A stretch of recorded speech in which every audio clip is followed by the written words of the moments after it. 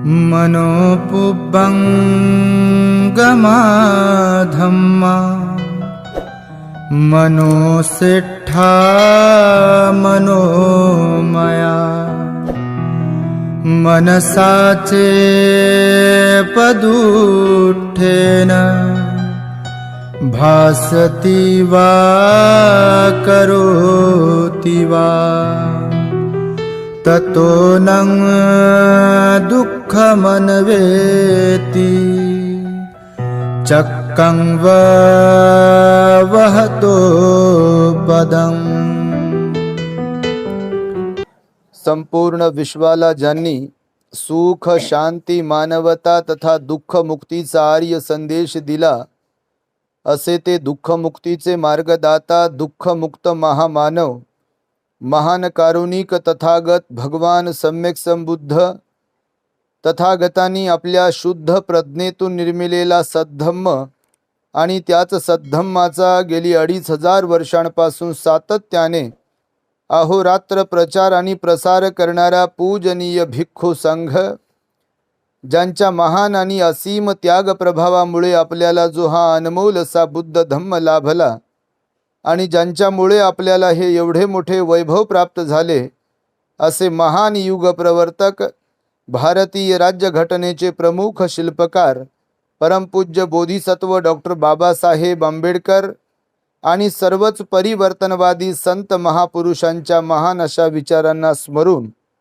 आज या वर्षावास पर्वातील महान मंगलमय दिनी आयुष्मान श्रद्धावान खोब्रागडे परिवार, खोब्रागडे साहेब, खोब्रागडे आई आणि त्यांचा संपूर्ण परिवार यांनी सन्मानपूर्वक पूजनीय भिक्खू संघाला आपल्या निवासस्थानी निमंत्रित करून भोजन आदी दान देऊन धम्मदेसना श्रवण करण्याचे महान असे पुण्य संपादन केलेले आहे। तेव्हा या प्रसंगी आमच्या समवेत इथे उपस्थित असलेले, खरं तर ज्यांच्या निमंत्रणावरून आम्ही इथे उपस्थित राहिलो, असे आमचे धम्मबंधू सर्च रिसर्च या यूट्यूब चॅनलचे संचालक पूजनीय भिक्खू यन धम्मानंदजी थेरो, तद्वतच ज्यांनी आत्ताच आपणास धम्मदेसना देऊन उपकृत केले आहे, असे आमचे धम्मबंधू पूजनीय भिक्खू नागसेनजी, त्याचबरोबर पूजनीय भंते प्रज्ञावंतजी आणि सर्वच उपस्थित श्रद्धावान उपासक उपासिकांनो, तुम्हा सर्वांच्या प्रती सर्वप्रथम मंगल मैत्री सद्भावना व्यक्त करतो आणि भगवंतांनी 26 वर्षांपूर्वी सांगितलेल्या धम्मोपदेशास सांगण्यास प्रारंभ करतो। तेव्हा आपण शांत, एकाग्र आणि श्रद्धायुक्त चित्ताद्वारे या अनमोल बुद्धवाणीला आपल्या हितसुखाकरिता श्रवण करावे, ग्रहण करावे। भगवान बुद्ध बराच काळ श्रावस्तीमध्ये राहिलेले आहेत आणि श्रावस्तीमध्ये राहत असताना भगवंताच्या संपर्कात अनेक लोक आले, गृहस्थ लोकही आले आणि परिव्राजक लोकही आले, संन्यासीही आले, गृहत्यागीही आले, स्त्रिया पुरुष सर्वसामान्य लोक, राजे लोक, श्रेष्ठी लोक, महाश्रेष्ठी लोक सुद्धा भगवंताच्या संपर्कात आले। भगवंताचा दर्शन लाभ बऱ्याच जणांनी करून घेतला। काही लोक मात्र तलावाच्या सागराच्या काठावरती राहणारे असून देखील भगवंताचा दर्शन लाभ प्राप्त करू शकले नाही। भगवान बुद्ध म्हणतात की ज्यांचं पूर्वीचं पुण्यकर्म आहे त्यांनाच वर्तमान जीवनामध्ये काही गोष्टी प्राप्त होत असतात आणि त्यामुळे आजही आपण पाहतोय सगळेच लोक धार्मिक आहेत असं वाटते का आपणास? म्हणजे आपल्या समाजाचा जरी विचार केला, सगळेच लोक धार्मिक आहेत का? सगळेच लोक पंचशील पारण करत असतील का? सगळेच लोक दानपुण्य करत असतील का? सगळेच लोक ध्यान करत असतील का? सगळेच लोक एक दुसऱ्याला मदत करत असतील का? सगळ्याच लोकांच्या चित्तामध्ये एकमेकांबद्दल कारुण्याचा भाव असेल का? नाही आहे। सर्वच लोक ना चांगले आहेत ना सर्वच लोक वाईट आहेत। इथे प्रमाण वेगवेगळं आहे चांगल्या वाईटपणाचं. भगवंताच्या काळातही असेच लोक होते. सर्वच चांगले लोक नव्हते आणि सर्वच वाईटही लोक नव्हते. जे जे चांगले होते, ज्यांचं पुण्यकर्म होतं, ते लोक बरोबर भगवंताकडे आकर्षित झाले आणि भगवंताचा दर्शन लाभ त्यांनी प्राप्त करून घेतला. कोणी श्रोतापन्न, कोणी सक्रतागामी, अनागामी आणि अरहतही बनले. कुणाला भिक्खू बनावं वाटलं ते भिक्खू बनले, कुणाला उपासक बनावं वाटलं ते उपासक बनले. जीवकासारख्या राजवैद्याला वैद्य बनून राहावं वाटलं भगवंताची भिक्खू संघाची सेवा करत, तर तो वैद्य म्हणून राहिला, सेवा करत राहिला. अनाथ पिंडकासारखा दानदाता भिक्खू संघाचा मायबाप बनून राहिला. विशाखासारखी मिगार माता विशाखा भिक्खू संघाची मायबाप बनून राहिली, भिक्खू संघाची आई बनून राहिली ती. आणि म्हणून असे काही लोक होते की भगवंताच्या जवळ जात होते. आम्ही नेहमी सांगतो द ग्रेट हॅपीनेस वरती भरपूर प्रवचन आहेत. कधी कधी ते पुन्हा पुन्हा सांगण्यात येतात. धम्माचा उपदेश आहे, पुन्हा पुन्हा जरी सांगितला तरी. भगवंताला सुद्धा असा प्रश्न विचारला होता की भगवान सगळेच लोक आपल्याकडे का येत नाहीत? जसं आपल्यापैकी धार्मिक असणाऱ्या लोकांना वाटतं बघा कधी कधी लोक विहारात का येत नसतील बाकीचे, नाही का? कधी कधी वाटतं ना, जे लोक स्वतः साधक आहेत त्यांना वाटते कधी कधी की सगळेच लोक ध्यान का करत नसतील. जे दान पुण्य करत असतात त्यांना वाटते सगळेच लोक दान पुण्य का नसतील करत. वाटते ना, वाटते, साहजिकच आहे. आणि त्यामुळे भगवंताला सुद्धा असा प्रश्न केला. तेव्हा भगवान बुद्ध म्हणाले, ज्यांचं पुण्य आहे तेच लोक इकडे येऊ शकतात, ज्यांचं पुण्यच नाही ते लोक कसे येतील? आणि त्यामुळे श्रावस्तीमध्ये विशाखा मिगार माता जी होती ना, तिच्याबद्दल मी तुम्हाला थोडक्यात माहिती सांगतो. ती महापुण्यवान कशी होती. पंचविध कल्याण गुण तिला प्राप्त होते. विशिष्ट प्रकारचे 5 गुण तिला प्राप्त होते, विशिष्ट प्रकारचे. लक्षात ठेवा, तुम्ही महिला आहात, बहुतांश महिला आहात, माता भगिनी आहात, म्हणून सांगतोय की पुण्यकर्म, कुशल कर्म, पुण्यधर्म किती महत्वाचे असतात. आपण दान पुण्य करत असेल, दान पुण्याची प्रवृत्ती आपली असेल, शील पालनाची प्रवृत्ती आपली असेल आणि ध्यानाची प्रवृत्ती आपली असेल, मंगल मैत्रीची प्रवृत्ती आपली असेल, आपल्या चित्ताची अवस्था तशा प्रकारची असेल जशी भगवंताने सांगितली आहे ठेवायला, तर आपल्याला 5 गोष्टींचा लाभ होत असतो, विशिष्ट प्रकारच्या, ज्या की महिलांना त्या फार आवश्यक वाटतात किंवा त्याची इच्छा असते 5 गोष्टींची. त्या मी आपणास सांगेल. पंचविध कल्याण, विशिष्ट प्रकारचे 5 गोष्टी विशाखाला प्राप्त होत्या. जेव्हा भगवान सर्वप्रथम श्रावस्तीमध्ये आले ना, तेव्हा भगवंताच्या वेलकम करण्यासाठी, कोणी पाहुणे आले तर तुम्ही वेलकम करायला जात ना, भंतीजी आले बाहेर जाता तुम्ही पाय धुवायला, वंदन करायला. तर भगवंत जेव्हा श्रावस्तीला पहिल्यांदा आले तेव्हा विशाखा मिगार माता 7 वर्षाची होती आणि तिच्यासह 500 मुली भगवंताचं वेलकम करण्यासाठी, स्वागत करण्यासाठी भिक्खू संघाचं भगवंताचं आपल्या सीमेवरती गेल्या होत्या, नगराच्या बाहेर. आणि भगवंताला वंदन केलं, भगवंताचे आशीर्वाद घेतले आणि कुशलक्षेम विचारलं भगवंताला, तब्येत वगैरे बरी का. 7 वर्षाची विशाखा होती, सगळे लोक गेले होते नगरातले. आणि मग जेव्हा परत आले तेव्हा भगवंत असं म्हणतात की त्या 500ही मुलींना भगवंताने उपदेश दिला आणि त्या 500ही मुली, अगदी 7 वर्षाचं, कोणी 8 वर्षाचं असेल, कोणी 10 वर्षाच्या असतील, त्या 500 मुली श्रोतापन्न अवस्थेला पोहोचल्या. किती त्यांचं पुण्य असेल, काय त्यांचं चित्त असेल, काय चित्ताची अवस्था असेल, आणि खरोखर भूतकाळातलं त्यांचं जे पुण्य असेल तर खूपच असेल. म्हणून मी आता मघाशी जे म्हणालो तुम्हाला की सगळ्यांच्याच वाट्याला हे येत नाही, सगळं काही जे आहे ना तर सगळ्यांच्याच वाट्याला येत नाही. त्याला कारण आहे, आपलं पूर्वीचं पुण्यकर्म असावं लागते, तेव्हाच आपण इकडे आकर्षिले जातो. ज्यांचं पुण्यच नाही त्यांना तुम्ही लाख समजावून सांगण्याचा प्रयत्न करा, ते येऊच शकत नाही तिकडे. तुम्हाला कधी तसा अनुभव आला असेल बघा, खूप वेळा अनुभव येतो लोकांना. तर मग भगवंताचा उपदेश ऐकायची, तिच्यामध्ये एवढी श्रद्धा होती विशाखा मिगार मातामध्ये, तुम्ही अनेकदा ऐकलं असेल, प्रचंड श्रद्धावान होती. श्रद्धा तर होतीच होती त्रिरत्नांवरती, एकनिष्ठ, आणि त्यासह तिच्यामध्ये दानत होती. दानत तर होतीच होती तिच्यामध्ये, म्हणजे दान भावना तर होतीच होती, दानाची प्रवृत्ती.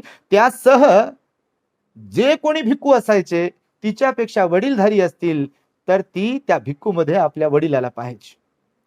तिच्या वयासमान जे कोणी भिक्खू असायचे ती त्या भिक्खूमध्ये आपला भाऊ पाहायची, आणि तिच्यापेक्षा वयाने जे कोणी भिक्खू लहान असायचे त्याच्यामध्ये आपला पुत्र पाहायचे. असं म्हणतात की जेव्हा विशाखा मिगार माता विहारात यायची वेळ असायची जेव्हा जे छोटे छोटे नवखे नवखे भिक्खू असायचे, श्रामणेर असायचे, ते लगेच आपल्या कुटीच्या दारावरती येऊन थांबायचे. जसं एखादी आई बाजाराला गेल्यानंतर आपल्या लेकरांसाठी खाऊ घेऊन येते, असं लेकरांना माहीत असल्या कारणाने जशी आईची वाट पाहत ते लेकरं थांबतात ना, असं म्हटलेलं आहे की तेव्हा ते नवखे नवखे भिक्खू श्रामणेर जे असायचे ते सुद्धा विशाखा मातेची वाट पाहायचे की आई आता येणार आहे, काहीतरी घेऊन येते. रिकाम्या हाताने विशाखा माता कधी विहारात गेली नाही. म्हणजे आईचं तिच्यात ममत्व केवळ तिच्याच लेकरांच्या बाबतीत नव्हतं, तर भिक्खूंच्या श्रामणेरांच्या बाबतीतही होतं. जसा लेकरांमध्ये तुमचा जीव असतो तसा विशाखा मातेचा लेकरांसह भंतीजी लोकांमध्ये जीव होता. हे तिच्या स्वभावाच्या बद्दल मी सांगतो आहे. आणि म्हणून ती विशाखा माता रोज आणि रोज विहारात जायची, सकाळ सायंकाळ विहारात जायची.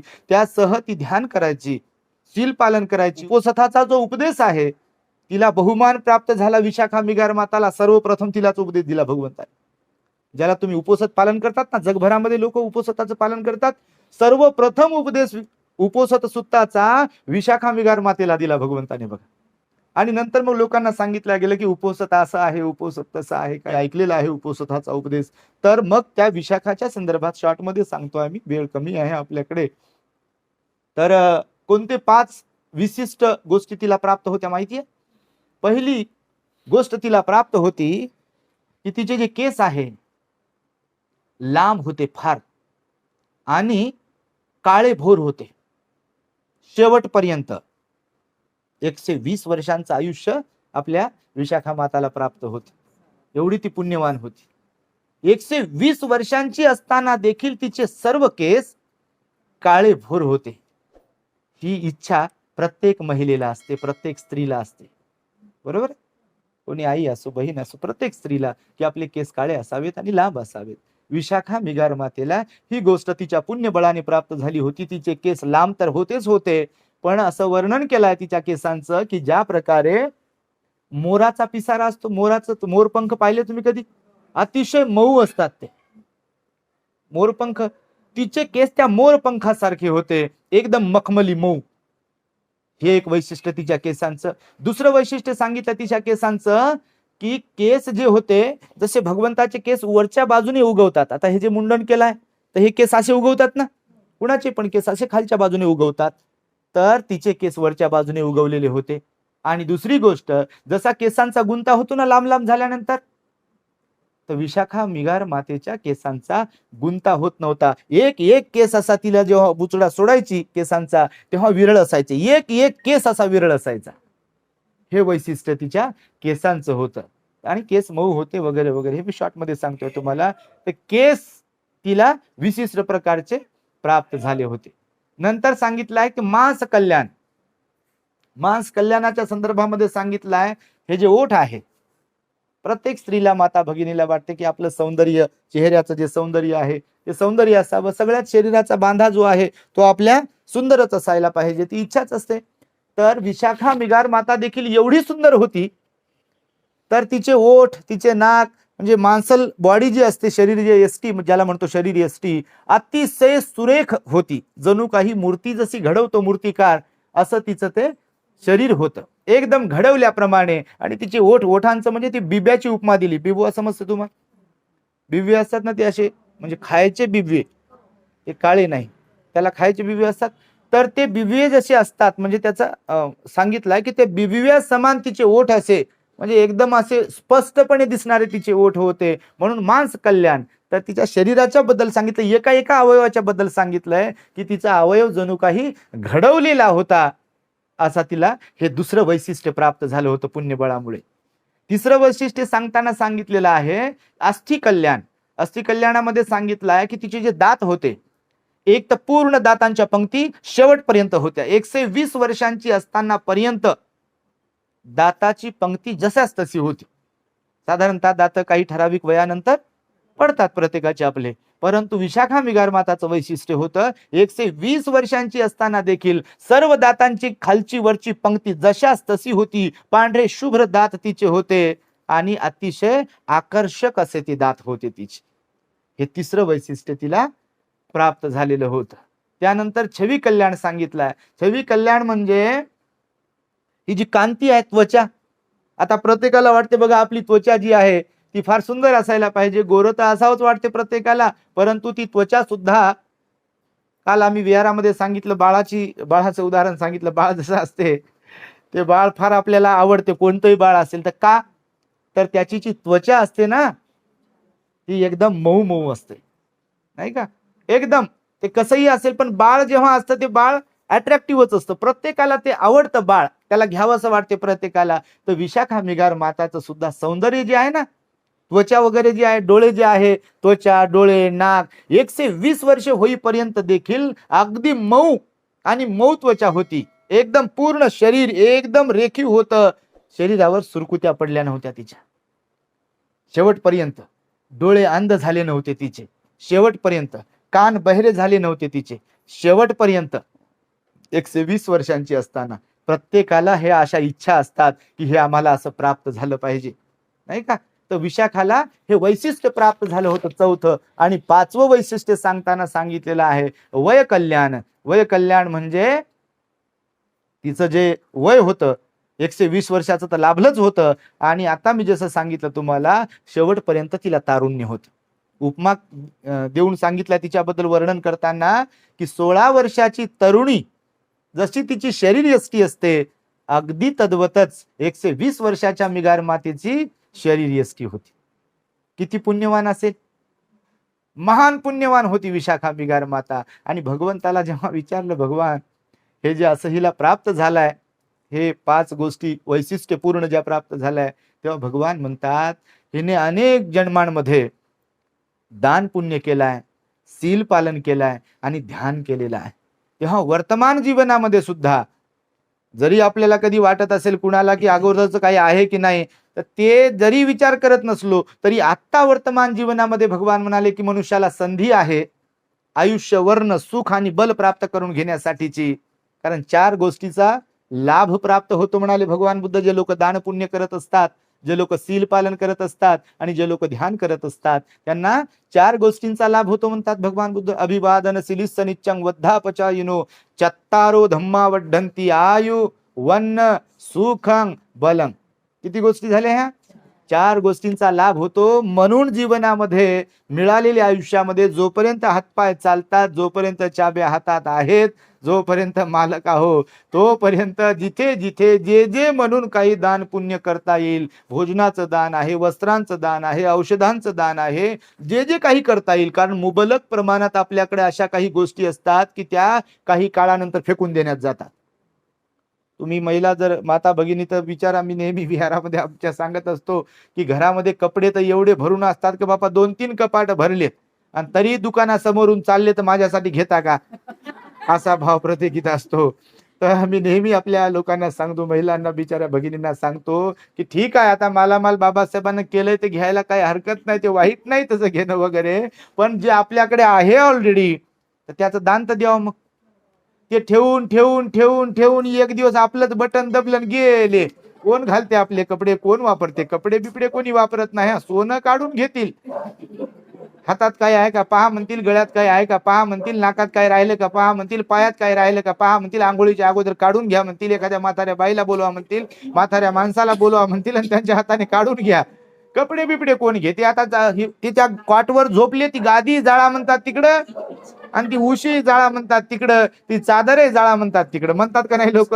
आणि म्हणून जिवंतपणामध्ये जोपर्यंत आपण जिवंत आहोत तोपर्यंत आपल्याकडे जे जे म्हणून काही आहे अधिक प्रमाणामध्ये आपण ते दानामध्ये वाटलं पाहिजे. कारण आपल्याकडे जे म्हणून काही आहे त्याची गरज असणारे असंख्य लोक आहेत. तुम्ही कधी घाटीकडे जाऊन पहा, बस स्टँड कडे जाऊन पहा, तुम्ही स्टेशन कडे कधी जाऊन पहा, तुम्ही कॅन्सर हॉस्पिटलला कधी जाऊन पहा, तिथे एवढे लोक आहेत की ज्यांना अन्नाची आपल्याकडच्या गरज आहे, जे अन्न आपण फेकून देतो. काही भिक्खू असतात, काही संन्यासी असतात की जे गृहत्यागी आहेत, ज्यांना मायबाप नाही आहेत. तर आपल्या लेकरांवर तर आपण प्रेम करतो. तुम्हाला विशाखा यासाठीच म्हणून मी सांगतो लोकांना की इतरांच्या लेकरांना किंवा ज्यांना मायबाप नाही आहेत त्यांचे पण आई बनता आलं पाहिजे आपल्याला, त्यांची पण बहीण बनता आलं पाहिजे आपल्याला, त्यांची पण लेक बनता आलं पाहिजे आपल्याला. फक्त सीमित प्रेम नसलं पाहिजे. प्रेम भाव हा सीमित नसला पाहिजे. प्रेम भाव जो आहे, आपुलकीचा भाव जो आहे तो सीमित नसला पाहिजे आपल्या पुरता. जर खूपच आपण प्रेमळ आहोत, खूपच आपुलकीवाले आहोत, जर खूपच परोपकाराची भावना असेल तर केवळ नातेवाईकांपुरती, केवळ आपल्या फॅमिली पुरती नसली पाहिजे, तर आपलं ते प्रेम आपण इतरांना सुद्धा शेअर केलं पाहिजे. म्हणून सर्व प्राणी मात्रांचं लालन पालन करा असं 22 प्रतिज्ञेमध्ये बाबासाहेबांनी देखील सांगितलंय. म्हणून हे 5 गोष्टींचा विशाखाला जो लाभ झाला ना, तर तो असाच नाही झाला तर तिनं खूप आणि खूप पुण्य कर्म केलं. ती पुण्यभाववाली होती, पुण्य प्रवृत्तीवाली होती, शील प्रवृत्तीवाली, दान प्रवृत्तीवाली, ध्यान प्रवृत्तीवाली होती, परोपकाराच्या प्रवृत्तीवाली होती, करुणाच्या प्रवृत्तीवाली होती. आणि म्हणून तुम्ही सुद्धा इथे खोब्रागडे आई आणि खोब्रागडे परिवाराने जे बोलवलं इथे भंतेजींच्या, आमच्या नंद भंतेजींच्या माध्यमातून, तेव्हा निश्चितपणे आम्हाला आनंद झाला. तुम्ही एवढे जण इथे भेटलात. प्रथम दर्शनी तर आम्हाला वाटलं धम्मदीप बुद्ध विहारच आमचं इकडे आलं का काय. आणि भंतेजींनी सांगितलं, बा भंतेजी तुम्हाला पण बोलवलंय, तर आम्हालाही आनंद झाला आपल्या इथे येऊन. हे एवढ्या मोठ्या महिला इथे येऊ शकल्या. खरं तर आईचं पुण्य आहे, खोब्रागडे परिवाराचं पुण्य आहे. आपण सहाय्यक देखील बनणं त्याचं पुण्य आहे. म्हणजे तुम्ही कुणाला तरी विहारात घेऊन जाताय, तुमच्यामुळे कोणीतरी विहारात गेलं ना, तर त्याचंही तुमचं पुण्य आहे. किंवा तुम्ही कुणाला तरी धम्मदेशन ऐकण्याची संधी प्राप्त करून देताय ना, तर त्याचंही तुमचं पुण्य आहे. तुम्ही कुणाला तरी दान करण्यासाठी प्रवृत्त करत आहात ना, तर त्याचंही तुमचं पुण्य आहे. आणि म्हणून आज हे खोब्रागडे परिवाराचंही पुण्य आहे, तुमचंही पुण्य झालंय. आणि त्यामुळे हे 5 गोष्टी तुम्ही लक्षात ठेवा. ज्या विशाखाला प्राप्त झाल्या होत्या त्या तुम्हालाही प्राप्त होत, यासाठी मात्र तुम्हाला दान, पुण्य, शील पालन आणि ध्यान करावं लागेल. तेव्हा तुम्ही निश्चितपणे बुद्ध धर्माचं आचरण करून पुढे आणि पुढे जाल, अशी एक अपेक्षा तुम्हा सर्वांकडून व्यक्त करतो. आणि वेळेच्या अभावे मी या ठिकाणी माझ्या शब्दांना पूर्ण विराम देतो. भवतु सब मंगलं रक्षन्तु सब देवता सब बुद्धानुभावेन सदा सुखी भवन्तु ते. भवतु सब मंगलं रक्षन्तु सब देवता सब धम्मानुभावेन